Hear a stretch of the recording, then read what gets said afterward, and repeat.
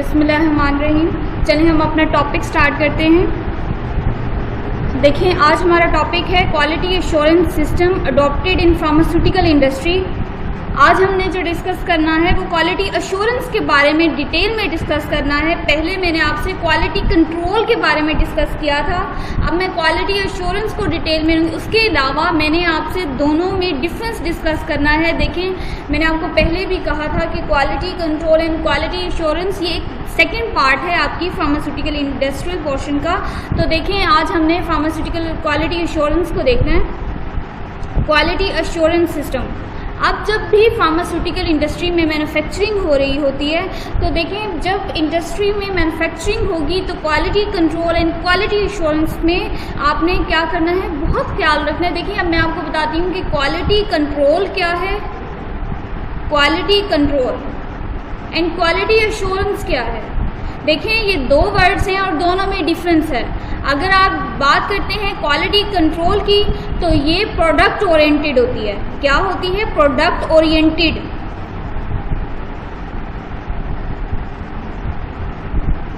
And second is quality assurance. Quality assurance हमेशा process oriented होती है।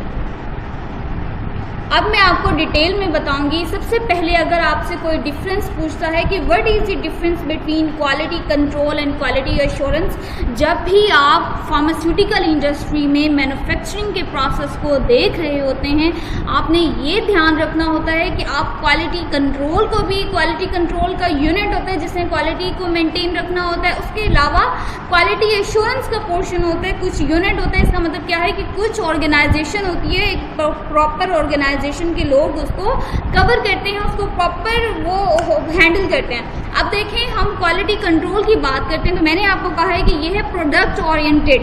प्रोडक्ट ओरिएंटेड का मतलब ये है कि जितना क्वालिटी कंट्रोल यूनिट है, क्वालिटी कंट्रोल एनालिस्ट होते हैं, उनका काम क्या होता है कि जितनी भी प्रोडक्ट मैन्युफैक्चरिंग हो रही होती है, जिन जिन प्रोडक्ट्स की मैन्युफैक्चरिंग हो रही होती है, आप ध्यान में रखिएगा कि उनकी प्रोडक्ट की पहले जो रॉ मटेरियल होता है उसकी चेकिंग, कि हमने इस मटेरियल को, रफ मटेरियल को या मेन एक्टिव एपीआई को उठाना है।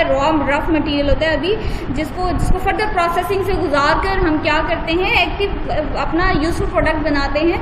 तो देखिए रॉ मटेरियल की सिलेक्शन, उसको रिजेक्ट करना, ये सारा क्वालिटी कंट्रोल यूनिट के कंट्रोल में होता है। उसके अलावा जो मशीन्स हैं, जो ऑपरेटर्स मौजूद हैं जिनको यूज़ करना है, जो एम्प्लॉयज़ वगैरह होती हैं, इन सब का यही काम होता है कि क्वालिटी कंट्रोल यूनिट्स का, कि प्रोडक्ट को देखना, पूरी अगर वो मशीनरी है उसको चेक करना कि आया हमें ये प्रोडक्ट चाहिए, हमें अपनी ये चीज़ें बनानी है। उसके अलावा प्रीमिसेस की इस जगह के ऊपर सफाई है, इस जगह के ऊपर पॉसिबल है कि हम अपनी मैन्युफैक्चरिंग कर सकें, ये सारी चीज़ें देखना क्वालिटी कंट्रोल यूनिट का काम होता है। क्वालिटी एश्योरेंस का मतलब होता है प्रोसेस ओरिएंटेड। देखें जितनी टेक्नोलॉजीज़ होती हैं कि जिनको यूज़ करते हुए हम अपनी मैन्युफैक्चरिंग का प्रोसेस करते हैं, जो सॉफ्टवेयर होता है उसको, उस सारे को कंट्रोल करना क्वालिटी एश्योरेंस यूनिट का काम होता है। ये जो क्वालिटी एश्योरेंस होता है इसका मतलब यही है कि आप जो मैन्युफैक्चरिंग कर रहे हैं तो जो उसका मेन टेक्नोलॉजी है या प्रोसेस है उसको आपने मेंटेन रखना, उसको देखना, उसकी प्रोसेसिंग करना, उसको देखना,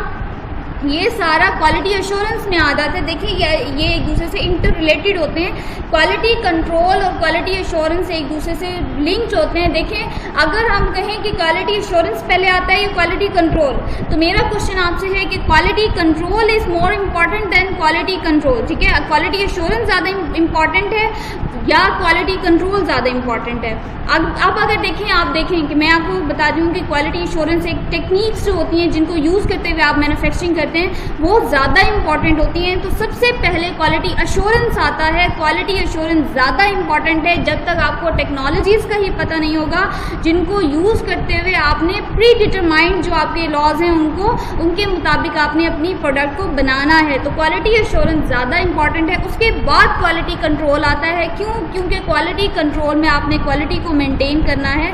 तो देखें क्वालिटी को मेंटेन करने के लिए आपने डिफरेंट टेस्ट परफॉर्म करने होते हैं और डिफरेंट टेस्ट में मैंने आपको बताया था कि उन टेस्ट में कौन कौन से आते हैं। एक तो फ्राइबिलिटी टेस्ट आ जाता है, फ्रायबिलिटी, ठीक है, फ्राइबिलिटी टेस्ट आ जाता है कि अगर फॉर एग्जांपल आप ये टेस्ट क्यों करते हैं, आप फ्राइबिलेटर के अंदर आप अपनी टैबलेट डालते हैं और देखते हैं कि जब वो रोटेट करती है तो उसकी साइड्स, उसके कॉर्नर्स टूट तो नहीं जाते। तो ये फ्राइबिलिटी टेस्ट इसलिए किया जाता है, उसकी शेप को उसकी मेंटेनेंस देखने के लिए। उसके अलावा डिसोल्यूशन टेस्ट होता है, ड्रग जो हमारे पास ड्रग है वो डिज़ोल्व होती है और कितने मिनट में डिज़ोल्व होगी, कितने pH पे डिज़ोल्व होगी, ये देखना, ठीक है। डिसइंटीग्रेशन टेस्ट होता है जिसमें आप ये देखते हैं कि हमारी बॉडी में कितने टाइम के बाद ये जो ड्रग है जो आप ले रहे हैं वो डिसइंटीग्रेट होगी, तो अपने पीसीस में डिवाइड हो जाएगी। तो बच्चे ये सारे टेस्ट जो हैं ये सारे क्वालिटी कंट्रोल का पोर्शन होते हैं। जब प्रोसेसिंग हो जाती है उसके बाद टेस्ट परफॉर्म किए जाते हैं। तो सबसे पहले आता है क्वालिटी एश्योरेंस। अगर आपसे कोई पूछे कि क्वालिटी एश्योरेंस पहले आता है या क्वालिटी कंट्रोल, तो आप कह सकते हैं कि सबसे पहले हम क्वालिटी एश्योरेंस को देखते हैं, क्योंकि जिस आप टेक्नोलॉजीज़ को यूज़ करते हुए, जो टेक्निक्स का इस्तेमाल करते हुए आप प्रोडक्ट को मैन्युफैक्चर कर रहे हैं तो वो ज़्यादा इंपॉर्टेंट है। प्रोडक्ट अच्छी बनेगी नहीं तो बाद में उसके टेस्ट भी इतने अच्छे नहीं आएंगे, उसकी क्वालिटी मेंटेन नहीं रहेगी। होपफुली आप लोगों को समझ आ रही होगी मैं आपसे क्या कह रही हूँ। Quality control and quality assurance की बात कर रही हूँ। क्वालिटी एश्योरेंस होता है प्रोसेस ओरिएंटेड, कि आप वो प्रोसेस जो है उसको माइंड में रखते हैं कि आपको कौन सी टेक्निक्स का इस्तेमाल करते हुए, किनको फॉलो करते हुए आपने अपनी जो मेडिसिन है वो प्रिपेयर करनी है। चलिए नेक्स्ट हम अपनी स्लाइड पर चलते हैं। अब वो कहते हैं कि quality assurance is achieve through the collaborative efforts of the following, कि तीन इनके ऑर्गेनाइजेशंस के एफर्ट्स होंगी जिनका काम क्वालिटी एश्योरेंस को अचीव करना होता है। तो देखिए सबसे पहले आते हैं ड्रग मैन्युफैक्चरर्स होते हैं जो कि ड्रग को मैन्युफैक्चर कर रहे होते हैं। इंडस्ट्री के अंदर जो ड्रग्स को बना रहे होते हैं वो ड्रग मैन्युफैक्चरर्स कहलाते हैं। अब वो कहते हैं कि फार्मास्यूटिकल इंडस्ट्री में क्वालिटी एश्योरेंस सिस्टम अडॉप्ट किया जाता है। तो उसकी रीज़न क्या है कि जो ड्रग की मैन्युफैक्चरिंग है वो प्रॉपर तरीके से हो। उसके बाद है नेशनल ड्रग रेगुलेटरी अथॉरिटीज़, ठीक है। कौन सा सेकंड जो है वो कौन सी ऑर्गेनाइजेशन या अथॉरिटी है? National drug regulatory authority. देखिए ड्रग रेगुलेटरी अथॉरिटी का भी काम होगा कि वो क्वालिटी एश्योरेंस को मैक्सिमम अचीव करवाए। उसके अलावा वर्ल्ड हेल्थ ऑर्गेनाइजेशन, देखें ये बहुत, इसने अपने लॉज आपको एक्सप्लेन करने होते हैं, इसने आपको proper rules and regulations provide करने होते हैं कि ताकि आप अपनी फार्मास्यूटिकल इंडस्ट्रीज़ में मैन्युफैक्चरिंग करके क्वालिटी एश्योरेंस को, मैक्सिमम क्वालिटी को अचीव करें। अब हम इनको डिटेल में डिस्कस कर लेते हैं। सबसे पहले आते हैं ड्रग मैन्युफैक्चरर्स, ठीक है। ड्रग मैन्युफैक्चरर्स जो कि फार्मास्यूटिकल इंडस्ट्री के अंदर ड्रग की मैन्युफैक्चरिंग कर रहे होते हैं। तो देखें वो कहते हैं कि ड्रग मैन्युफैक्चरर रिस्पॉन्सिबल होते हैं कि वो जो प्रोडक्ट आप इंडस्ट्री के अंदर बना रहे हैं उसकी क्वालिटी को, उसकी सेफ्टी को, उसकी एफिकेसी को, ठीक है, इन तीनों चीज़ों को इंश्योर करें, ठीक है। वो रिस्पॉन्सिबल होते हैं कि जो ड्रग वो बना रहे हैं उसकी क्वालिटी मेंटेन्ड हो, मैक्सिमम उसकी क्वालिटी हो, वो सेफ ड्रग हो, उसकी बॉडी के अंदर एफिकेसी बहुत ज़्यादा हो, उसका जो थेरेप्यूटिक इफेक्ट है बॉडी के अंदर जो वो मैक्सिमम हो। उसके अलावा वो कहते हैं कि ये जो प्रोडक्ट वो बना रहे होते हैं वो पब्लिक हेल्थ के लिए बिल्कुल सेफ हो, ठीक है। क्या कह रहे हैं वो कि वो जो प्रोडक्ट फार्मास्यूटिकल इंडस्ट्री में बना रहे होते हैं मैन्युफैक्चरर, वो रिस्पॉन्सिबल होते हैं ना सिर्फ लीगली बल्कि मॉरली एंड एथिकली भी। बच्चे मॉरली एथिकली का मतलब होता है अखलाकी तौर पर, लीगली का मतलब क्या होता है? कानूनी तौर पर।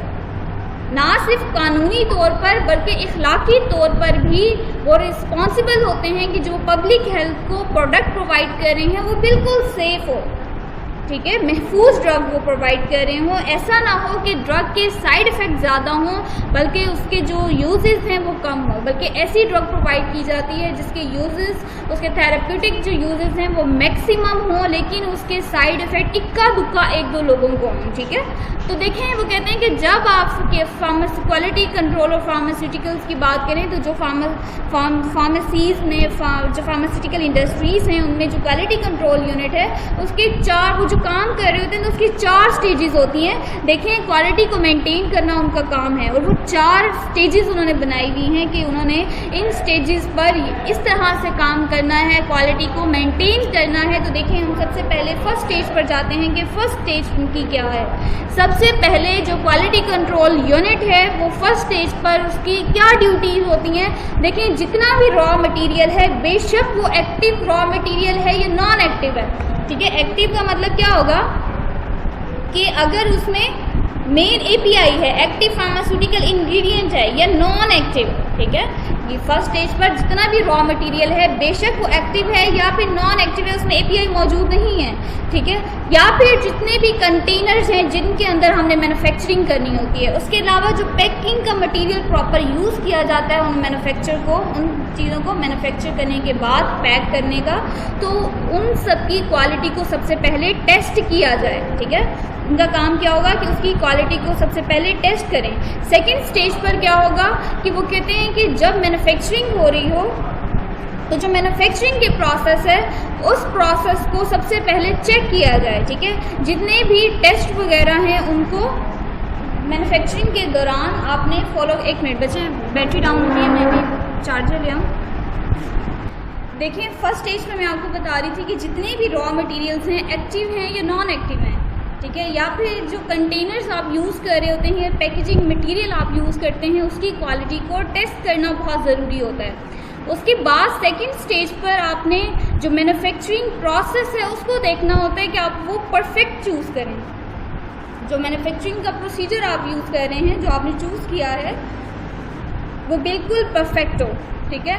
अब कहते हैं कि जब मैन्युफैक्चरिंग का प्रोसेस हो रहा होता है ना, तो क्या होता है कि आपने उसको प्रॉपर चेक करना होता है और टेस्ट करना होता है, ठीक है। 2 चीज़ें मैं आपको बता रही हूँ कि जब आप मैन्युफैक्चरिंग का प्रोसेस कर रहे होते हैं तो उसको चेक करना और टेस्ट करना बहुत ज़रूरी होता है, ताकि आप देखें कि जो मैन्युफैक्चरिंग हो रही है किसी भी अब उसके अंदर इक्विपमेंट के अंदर, तो वो सही हो रही है या नहीं। डिफरेंट लेवल्स पर चेक एंड बैलेंस सिस्टम होता है। डिफरेंट एम्प्लॉयज़ वो उन्होंने खड़े किए हुए होते हैं जो कि डिफरेंट पॉइंट्स पर होते हैं। उन्होंने चेक करना होता है कि आया जो मशीन मैन्युफैक्चर कर रही है, मटेरियल बना रही है, वो सही है या नहीं। अदरवाइज़ अगर कोई भी प्रॉब्लम हो मशीन के अंदर तो वो फ़ौरन मशीन को स्टॉप कर देते हैं। तो यही है कि चेक एंड बैलेंस रखना ड्यूरिंग मैन्युफैक्चरिंग। अब नेक्स्ट आते हैं थर्ड स्टेज। देखिए, थर्ड स्टेज पर क्या होता है कि वो कहते हैं कि जब प्रोडक्ट आपने मैन्युफैक्चर कर लिया, ठीक है, फार्मास्यूटिकल इंडस्ट्री के अंदर प्रोडक्ट अब मैन्युफैक्चर हो गया, बन गया प्रॉपर, उसके बाद उसकी क्वालिटी भी मेंटेन कर लिया, अब प्रोडक्ट रेडी है कि उसको मार्केट किया जाए, ठीक है। अब प्रोडक्ट रेडी होता है कि अब हम उसको मार्केट कर दें, तो वो कहते हैं कि ये क्वालिटी कंट्रोल यूनिट की रिस्पॉन्सिबिलिटी आती है कि वो मार्केटिंग करने से पहले जो प्रोडक्ट की क्वालिटी है उसके स्टैंडर्ड को देखे, ठीक है, कि ये जो प्री डिटरमाइंड स्टैंडर्ड्स हैं ये उनको मीट कर रहा है या नहीं, प्री डिटरमाइंड स्टैंडर्ड। और ये प्री डिटरमाइंड स्टैंडर्ड कहाँ से आते हैं बच्चे? WHO देता है। WHO pre determined standards provide करता है हमें कि आपकी जो प्रोडक्ट की क्वालिटी है इस स्टैंडर्ड को मीट करनी चाहिए, ठीक है। तो वो स्टैंडर्ड्स हमें देखने होते हैं, अपनी क्वालिटी को मेंटेन करना होता है कि हमारी प्रोडक्ट अगर हमने बनाई है और 90% हम कह रहे हैं, हम वैसे 100% ही श्योर होते हैं जब मैन्युफैक्चर कर रहे होते हैं कि मैंने बनाई है कैफ्लाम में जो एनाल्जेसिक है हमारे पास, अगर वो 50 mg है, ठीक है, डिक्लोफेनेक अगर 50 mg है डिक्लोफेनेक पोटेशियम, तो मैं कहती हूँ कि जी अगर मैंने 50% कही है तो 100% उसमें 50 mg एनाल्जेसिक मौजूद है। लेकिन बच्चे ऐसा नहीं होता, क्योंकि आप डाइल्यूएंट ऐड करते हैं, उसके अलावा लुब्रिकेंट्स ऐड करते हैं, कुछ आपने एडिटिव मटेरियल्स ऐड करने होते हैं, तो आप श्योर नहीं होते इतने कि 50 mg ही आपकी ड्रग मौजूद है। तो यही उसने बताया हुआ था कि अगर 100% नहीं तो ऑलमोस्ट कितने परसेंट, ठीक है, मैक्सिमम कितने परसेंट अगर आप कह रहे हैं कि आपकी एक्टिव इंग्रेडिएंट इतना मौजूद है तो वाकई ही मौजूद होना चाहिए। तो उसने हर मेडिसिन का स्टैंडर्ड बताया हुआ होता है डिफरेंट का, तो वो लेवल्स होते हैं डिफरेंट जो कि आपने उनको फॉलो करना होता है कि अगर 100% नहीं तो 90% आपका ये जो एक्टिव इंग्रेडिएंट है ये ज़रूर मौजूद होना चाहिए आपकी ड्रग के अंदर। तो इस तरह की क्वालिटी को मेंटेन करना कि ये इसके अंदर प्रॉपर इसकी क्वालिटी है, जो आपने प्रोडक्ट कही है वही है, देखिए बच्चे, कुछ लोग तो ऐसे होते हैं, ये जो छापे पड़े होते हैं और सील की जाती हैं, तो ये यहाँ पर प्रॉब्लम्स होती हैं, स्पूरियस ड्रग्स होती हैं कि स्पूरियस ड्रग्स भी ये चीज़ें क्या होती हैं चीज़ें कि जो उन्होंने कहा है कि ये कैफ्लाम है, इसमें 50 mg इतना मौजूद है, बट वो उतना मौजूद नहीं होता, बल्कि लो क्वालिटी का होता है, उसमें एडिटिव वगैरह ज़्यादा डाल देते हैं, उतनी परसेंटेज में एक्टिव इंग्रेडिएंट मौजूद नहीं होता। तो बच्चे ये सारी चीज़ें होती हैं जो हमने देखनी होती हैं एज अ फार्मासिस्ट। जो ड्रग इंस्पेक्टर्स होते हैं उनका यही काम होता है, वो जगह जगह जाकर प्रोडक्ट्स की क्वालिटी को मेंटेन रखने होते हैं। तो जितनी भी फार्मेसीज़ हैं वहाँ पर फार्मासिस्ट बिठाए जाते हैं, फार्मेसी टेक्नीशियन भी क्वालिफाइड पर्सन होते हैं, उनको बिठाया जाता है मेडिकल स्टोर्स पर। तो उसकी रीज़न क्या है कि हम जाने कि हमारा फ़र्ज़ क्या है और हम उसको अंजाम दें अच्छे तरीके से। अगर हम ऐसा नहीं करते, हम लोग रिस्पॉन्सिबल नहीं हैं, ना हम लोगों की जानों से खेल रहे हैं, तो फिर ड्रग इंस्पेक्टर्स आते हैं, उनका काम होता है कि वो जगह जगह क्वालिटी को मेंटेन करना उनका काम होता है। और जो लोग नहीं कर रहे होते, रूल्स को फॉलो नहीं कर रहे होते, वो क्या करते हैं कि उनकी जो फार्मेसीज़ होती हैं, मेडिकल स्टोर्स होते हैं, उनको सील कर जाते हैं। अब है फाइनल स्टेज, सबसे एंड पे आता है फाइनल स्टेज। बच्चे फाइनल स्टेज पे वो कहते हैं कि जो मेडिकल रिप्रेजेंटेटिव्स होते हैं उनका काम होता है, जैसे मैं आपको ड्रग इंस्पेक्टर की बात बता रही हूँ, अभी मैं आपको बता कर ये बात कर रही हूँ कि जो ड्रग इंस्पेक्टर्स मौजूद होते हैं, मेडिकल रिप्रेजेंटेटिव होते हैं, इनका काम होता है कि मार्केट में डिफरेंट इंटरवल पर मुख्तलिफ मौक़ों पर जाकर सैंपल लेते हैं, उनको टेस्ट करते हैं ताकि देखें कि जो क्वालिटी है वो प्रोडक्ट्स की मेंटेन है या नहीं, शेल्फ लाइफ वो उनकी देखते हैं प्रोडक्ट्स की। तो ये सारी चीज़ें इंपॉर्टेंट होती हैं। बच्चे, मैंने आपको एक दफ़ा बताया था शेल्फ लाइफ, आप लोगों को याद है? ये मैं रिपीट कर दूँ, आई थिंक मुझे दोबारा रिपीट कर देना चाहिए। बच्चे, शेल्फ लाइफ वो वक्त होता है जिसमें ड्रग अपना मैक्सिमम इफेक्ट शो करती है। देखें, कुछ ड्रग्स का लिखा होता है कि इसकी शेल्फ लाइफ है 2 years। इसका मतलब कि अगर मैन्युफैक्चरिंग के 2 साल बाद इसको हम यूज़ कर रहे हैं, 2 साल तक इसको यूज़ करते हुए इसकी जो क्वालिटी है वो अपना जो इसका इफेक्ट है वो मैक्सिमम होगा, मैक्सिमम थेरेप्यूटिक इफेक्ट ये 2 साल में अपना देगी। 2 साल के बाद श्योर नहीं है कि ये ड्रग इतनी इफेक्टिव होगी। ठीक है, लोग जब अपनी मेडिसिन परचेज करने लगते हैं, अगर कोई पूरा पैक लेने लगते हैं, ये स्ट्रिप भी लेने लगते हैं। स्ट्रिप में तो ज़्यादा नहीं देखते, डब्बी लोग ज़्यादा लेते हैं, तो वो देखते हैं कि जी ये एक्सपायरी इसी साल की मैन्युफैक्चरिंग चाहिए, हमें लड़ने लग जाते हैं वो फार्मेसीज़ के ऊपर कि हमें इसी साल की मैन्युफैक्चरिंग दो। जो लोग पढ़े लिखे एजुकेटेड देखने वाले लोग होते हैं वो ये सारी चीज़ें देखते हैं। ठीक है, अब देखिए नेक्स्ट है नेशनल ड्रग रेगुलेटरी अथॉरिटीज़। बच्चे, ये भी रिस्पॉन्सिबल होती हैं कि जो मैन्युफैक्चरिंग हो रही है इंडस्ट्रीज़ के अंदर उसको सुपरवाइज़ करें। उसके अलावा जो इंपोर्टर्स इंपोर्ट कर रहे होते हैं मेडिसिन को, ये उसको जाकर सुपरवाइज़ करें ताकि जो मेडिसिन हैं वो स्टैंडर्ड की हमें मिलें। इनकी ये रिस्पॉन्सिबिलिटी होती है नेशनल ड्रग रेगुलेटरी अथॉरिटी की कि वो डिफरेंट जगहों पर चेक एंड बैलेंस रखते हैं कि जो अगर आपके पास मैन्युफैक्चर हो रही है या इंपोर्ट हो रही है, पेशेंट तक मेडिसिन जा रही है, वो बिल्कुल उसकी क्वालिटी मेंटेन्ड हो। नेक्स्ट है वर्ल्ड हेल्थ ऑर्गेनाइजेशन, WHO। बच्चे, मैंने आपको अभी बताया कि WHO का काम क्या होता है। मैंने आपको अभी बताया कि इसने हमें गाइडलाइन प्रोवाइड करनी होती है, इसने गाइडलाइन प्रोवाइड करनी होती है कि किस तरह से हमने मेडिसिन्स को मैन्युफैक्चर करना है। मैन्युफैक्चर के जितने भी पोर्शंस होते हैं, देखें, एक प्रोडक्शन का एरिया होता है, उसका कोई काम नहीं होता, प्रोडक्शन का सिर्फ उसमें बस मैन्युफैक्चर हो रही है। मेन हमने जो क्वालिटी को मेंटेन करना है वो क्वालिटी कंट्रोल यूनिट का काम है, ये क्वालिटी एश्योरेंस वालों का काम है। क्यों? क्योंकि ये जो एनालिस्ट, क्वालिटी कंट्रोल एनालिस्ट होते हैं, इनका काम होता है कि जाकर मेडिसिन्स को देखते हैं कि रॉ मटेरियल करेक्ट है, ठीक है। उसके अलावा जो अपरेटस यूज़ हो रहा है, मशीन्स यूज़ हो रही हैं, ये सब ठीक हैं। अगर वो ठीक ना हो तो वो रिजेक्ट कर देते हैं। अब क्वालिटी एश्योरेंस क्या है? सबसे पहले क्वालिटी एश्योरेंस ही आता है कि वो जो टेक्निक्स हैं जिनको यूज़ करते हुए, सॉफ्टवेयर्स का यूज़ करते हुए हम जो प्रोसेस का इस्तेमाल करते हुए मेडिसिन को मैन्युफैक्चर कर रहे हैं, तो वो उसको देखना। तो ये सारी जो बातें हैं कि चेक एंड बैलेंस होना चाहिए। इस तरह से आपकी ये गाइडलाइंस हैं, उनको जो WHO है वो हमें ये गाइडलाइन देता है, उसको फॉलो करते हुए हम अपनी मैन्युफैक्चरिंग करते हैं, मेडिसिन को क्वालिटी उनकी मेंटेन रखते हैं, ना सिर्फ बनाते हुए बल्कि सप्लाई करते हुए भी, ठीक है। तो ये बच्चे सारी बातें थी। अगर किसी भी बच्चे को कोई क्वेश्चन हो आपका तो आप मुझसे पूछ सकते हैं। कहीं कोई बात समझ ना आई हो तो आप मुझसे